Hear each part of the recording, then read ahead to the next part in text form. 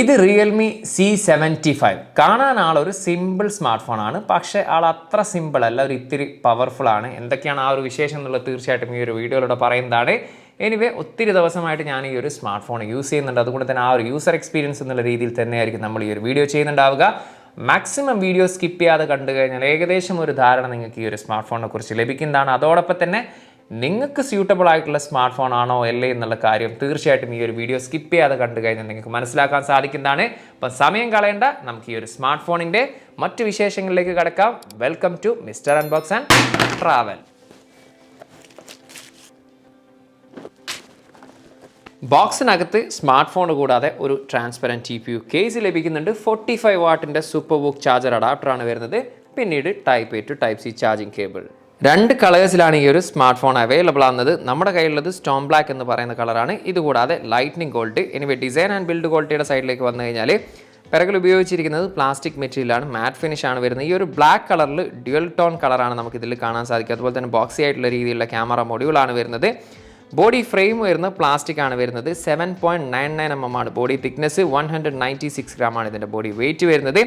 Anyway right സൈഡിലാണ് finger print സ്കാനറോട് കൂടിയിട്ടുള്ള power ബട്ടണും അതുപോലെ തന്നെ വോളിയം ബ്ലോക്കേഴ്സും വരുന്നത്.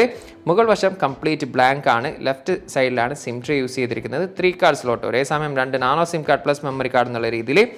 താഴ്വശത്ത് internal mic, Type C charging port, സ്പീക്കറുകൾ, ഇത്രയും കാര്യങ്ങളാണ് നമുക്ക് ഒറ്റ നോട്ടത്തിൽ ഡിസൈനിൽ കാണാൻ സാധിക്കുന്നത്. പക്ഷേ ഈ ഒരു സ്മാർട്ട് ഫോണിൻ്റെ ഏറ്റവും ഹൈലൈറ്റ് എന്ന് പറയുന്നത് IP69 റേറ്റഡോട് കൂടിയിട്ടുള്ള water and dust resistance smart phone കൂടിയാണ്. മാത്രമല്ല 360 ഡിഗ്രി ഇത് ഷോക്ക് റെസിസ്റ്റൻ്റ് ആയിട്ടുള്ള സ്മാർട്ട് ഫോണാണ്. അതായത് കുറച്ചും കൂടി ഒരു ഡ്യൂറബിലിറ്റി ഉള്ള സ്മാർട്ട് ഫോൺ എന്നുള്ള രീതിയിലാണ് ഇതിനെ കമ്പനി പറയുന്നത്.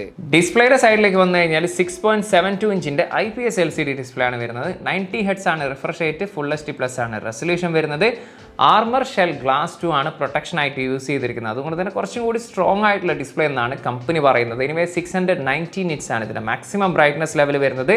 അതുകൊണ്ട് തന്നെ വെളിയിൽ പോയാലും നമുക്കൊരു ആവറേജ് വ്യൂയിങ് എക്സ്പീരിയൻസ് എന്നുള്ള രീതിയിൽ മാത്രമാണ് ഫീൽ ചെയ്തിട്ടുള്ളത്. അതുപോലെ തന്നെ ഭയങ്കര വൈബ്രൻ്റ് ആയിട്ടുള്ള കളേഴ്സ് അല്ലെങ്കിൽ ഭയങ്കര വൈബ്രൻ്റ് ആയിട്ടുള്ള ഡിസ്പ്ലേ എന്നുള്ള രീതിയിലൊന്നും എനിക്ക് ഫീൽ ചെയ്തിട്ടില്ല. അതുകൊണ്ട് തന്നെ നമുക്ക് മൾട്ടിമീഡിയ എക്സ്പീരിയൻസ് എന്നുള്ള രീതിയിലൊക്കെ നമുക്കൊരു ഡീസൻ്റ് ആയിട്ടുള്ള ഡിസ്പ്ലേ എന്നുള്ള രീതിയിൽ മാത്രമാണ് എനിക്കിത് ഫീൽ ചെയ്തിട്ടുള്ളത്. മീഡിയ ടെക്കിൻ്റെ ഹീലിയോ G92 Max എന്ന് പറയുന്ന 4G ചിപ്സെറ്റാണ് ഈ ഒരു സ്മാർട്ട് ഫോണിൽ യൂസ് ചെയ്തിരിക്കുന്നത്. 12 നാനോമീറ്റർ ടെക്നോളജിയിൽ ഒക്ടാ കോറിൽ 2 GHz ആണ് ക്ലോക്ക് സ്പീഡ്.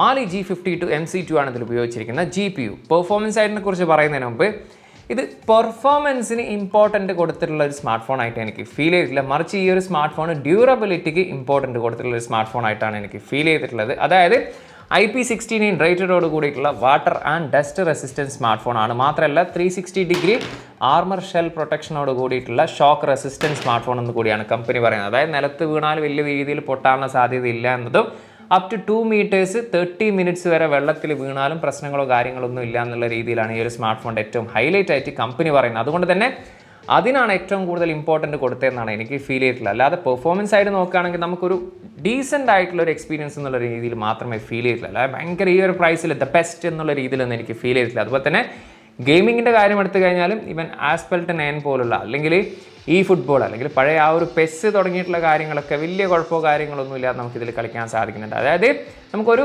ജസ്റ്റ് ഒരു ടൈം പാസ് എന്നുള്ള രീതിയിലൊക്കെ ഗെയിമിനെ ഇഷ്ടപ്പെടുന്ന ആളെ അല്ലെങ്കിൽ ഒരു ടൈം പാസിന് ഗെയിം കളിക്കണം എന്നുള്ളവർക്ക് കുഴപ്പമില്ലാത്തൊരു പെർഫോമൻസ് എന്നുള്ള രീതിയിൽ നമുക്കിതിൽ ഗെയിമും കളിക്കാൻ സാധിക്കുന്നുണ്ട്.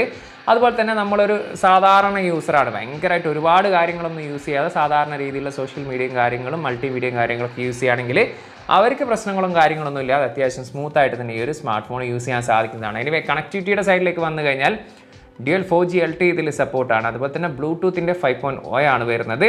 വൈഫൈ വരുന്നത് ഡ്യുവൽ ബാൻഡ് സപ്പോർട്ടോട് കൂടിയിട്ടാണ് വരുന്നത്. അതുപോലെ NFC-യും ഈ ഒരു സ്മാർട്ട് ഫോണിൽ സപ്പോർട്ടാണ്.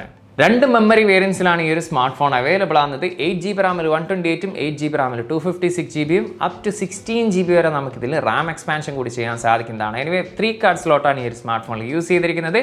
ഒരേ സമയം നമുക്ക് 2 nano SIM card plus memory card എന്നുള്ള രീതിയിലും യൂസ് ചെയ്യാൻ സാധിക്കുന്നതാണ്.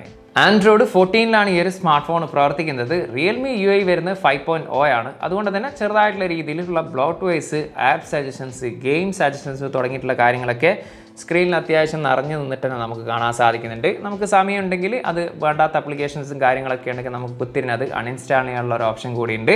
അതുപോലെ തന്നെ നമുക്കറിയാം സാധാരണ ബജറ്റ് റേഞ്ച് അല്ലെങ്കിൽ മിഡ് റേഞ്ചിൽ വരുന്ന ആ ഒരു റിയൽമിയുടെ ആ ഒരു സോഫ്റ്റ്വെയർ എക്സ്പീരിയൻസ് തന്നെയാണ് എനിക്കിതിൽ ആസ്വദിക്കാൻ സാധിച്ചിട്ടുള്ളത്. നമുക്കങ്ങനെ പറയത്തക്ക രീതിയിലുള്ള കുറ്റങ്ങളോ കാര്യങ്ങളൊന്നുമില്ല. ചെറുതായിട്ടുള്ള രീതിയിലുള്ള AI ഫീച്ചേഴ്സ് ഇപ്പോൾ ഗൂഗിൾ ജെമിനി ഉൾപ്പെടെയുള്ള സാധാരണ രീതിയിലുള്ള ചെറിയ ചെറിയ AI ഫീച്ചേഴ്സും കാര്യങ്ങളൊക്കെ നമുക്കിതിൽ കാണാൻ സാധിച്ചിട്ടുണ്ട്.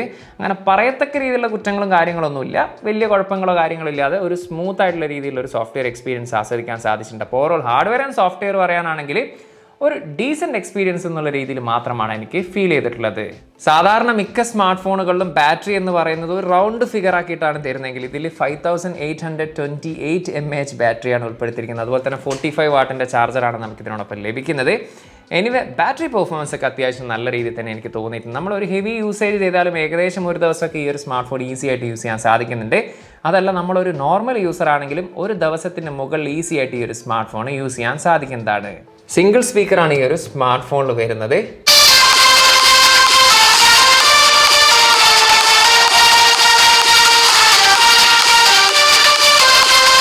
സിംഗിൾ സ്പീക്കർ ആയതുകൊണ്ട് തന്നെ ഭയങ്കര ഒരു ലൗഡി അല്ല, എന്നാൽ വളരെ കുറഞ്ഞ ശബ്ദവുമല്ല. ഓവറോൾ പറയാനാണെങ്കിൽ നമുക്കൊരു എബോവ് ആവറേജ് സ്പീക്കർ ക്വാളിറ്റി ആയിട്ടാണ് ഫീൽ ചെയ്തത്. സൈഡ് മൗണ്ടഡ് ഫിംഗർ പ്രിന്റ് സ്കാനറാണ് വരുന്നത്. ഫിംഗർ ലോക്കിൻ്റെ കാര്യം എടുത്തു കഴിഞ്ഞാൽ അത്യാവശ്യം ഫാസ്റ്റും അതുപോലെ തന്നെ ആക്യുറേറ്റ് ആയിട്ട് നമുക്ക് ഫിംഗർ ലോക്ക് വർക്ക് ചെയ്യുന്ന കാണാൻ സാധിക്കുന്നുണ്ട്. ഇനി ഫേസ് ലോക്കിൻ്റെ കാര്യം എടുത്തു കഴിഞ്ഞാൽ 2D ഫേസ് ലോക്കാണ് വരുന്നത്. ഫേസ് ലോക്കിൽ ചെറുതായിട്ട് ആ ഒരു ആനിമേഷൻ്റെ ലാഗ് നമുക്ക് ഫീൽ ചെയ്തിട്ടുണ്ട്. കാണുമ്പോൾ നമുക്ക് 3 ക്യാമറ ഉള്ളതായിട്ട് ഫീൽ ചെയ്യുമെങ്കിലും ആക്ച്വലി ഇതിൽ ഒരൊറ്റ ക്യാമറയാണുള്ളത്. രണ്ടാമത്തെ ക്യാമറ സ്പെസിഫൈ ചെയ്തിട്ടില്ല, അതുകൊണ്ട് തന്നെ എനിക്ക് തോന്നുന്നു ഡമ്മി ആവാനാണ് സാധ്യത.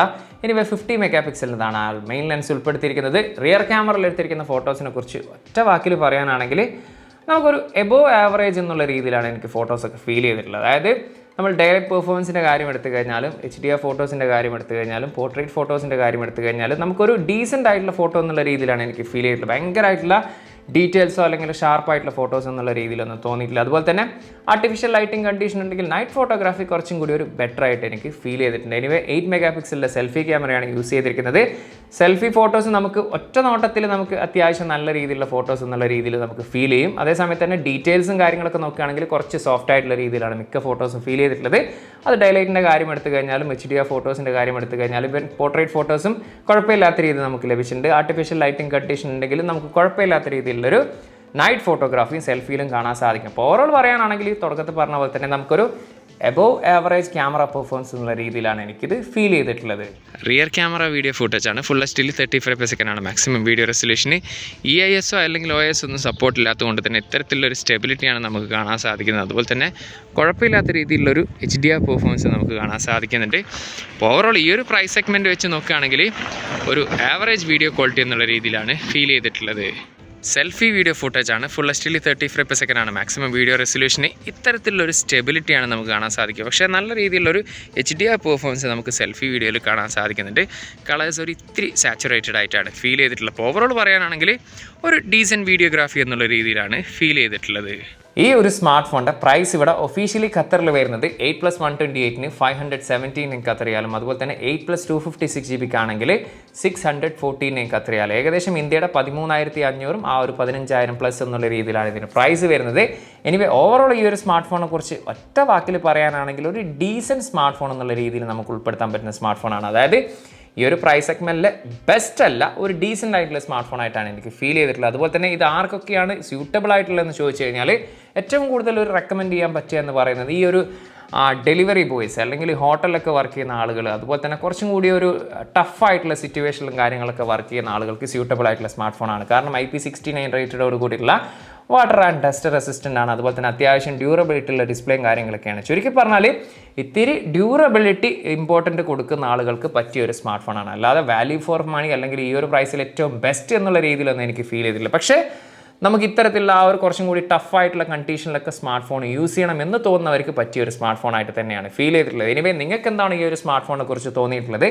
ആ ഒരു കാര്യം തീർച്ചയായിട്ടും നിങ്ങൾക്ക് കമൻറ്റ് ചെയ്യാവുന്നതാണ്. ടെക് സംബന്ധമായിട്ടുള്ള സംശയങ്ങളും കാര്യങ്ങളും ഉണ്ടെങ്കിൽ ഇൻസ്റ്റാഗ്രാമിൻ്റെയും ഫേസ്ബുക്കിൻ്റെയും ലിങ്ക് ഡിസ്ക്രിപ്ഷനിലുണ്ട്. അവിടെ നിങ്ങൾക്ക് മെസ്സേജ് അയച്ച് ചോദിക്കാവുന്നതാണ്. ഇപ്പോൾ ചാനലും വീഡിയോസും യൂസ്ഫുൾ ആണെങ്കിൽ എന്നും പറയാറുള്ള പോലെ തന്നെ വീഡിയോ ലൈക്ക് ചെയ്യാനും ചാനൽ ഇതുവരെ സബ്സ്ക്രൈബ് ചെയ്തില്ലെങ്കിൽ ചാനൽ സബ്സ്ക്രൈബ് ചെയ്യുന്ന കാര്യം കൂടി ഒന്ന് പരിഗണിച്ചോളി. അപ്പം മറ്റൊരു പുതിയൊരു വീഡിയോയിൽ കാണാമെന്ന പ്രതീക്ഷയിൽ തൽക്കാലം ഞാൻ ഇവിടെ പറയുന്നു. സയ്യിദ് ഇർഷാദ്.